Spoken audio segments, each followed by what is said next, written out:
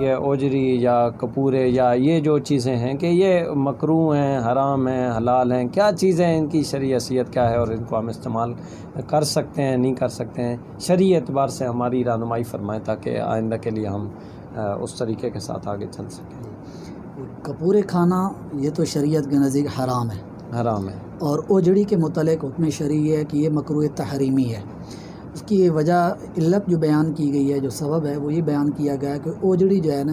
یہ مخزن نجاست ہے، جہاں نجاست جمع ہوتی ہے، گویا نجاست کا گھر ہے۔